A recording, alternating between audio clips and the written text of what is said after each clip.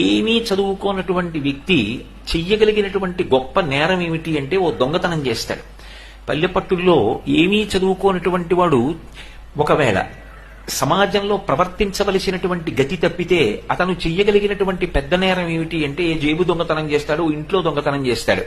అదే బాగా చదువుకున్నటువంటి వ్యక్తి, చాలా పెద్ద స్థానంలో కూర్చున్నటువంటి వ్యక్తి, తన కింద పనిచేస్తున్న కొన్ని వందల మందికి మార్గదర్శనం చెయ్యవలసిన వ్యక్తి, తన ప్రవర్తన ద్వారా 10 మందికి ఆదర్శవంతంగా ఉండవలసిన వ్యక్తే దోషభూయిష్టంగా ప్రవర్తించి తప్పులు చేసి ఆ తప్పులు కావని తనకున్న మేధస్సుతో ఒప్పులని నిరూపించే ప్రయత్నం చేశాడనుకోండి, అటువంటి వ్యక్తిని కట్టడి చేయడం అంత తేలిక విషయం కాదు.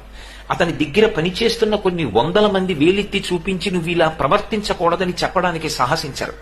అందుకే అందరికన్నా ముందు జాగ్రత్తతో కూడుకున్న జీవనం ఎవరికి ఉండాలి అంటే బాగా చదువుకుంటున్న వాళ్ళకే ఉండాలి.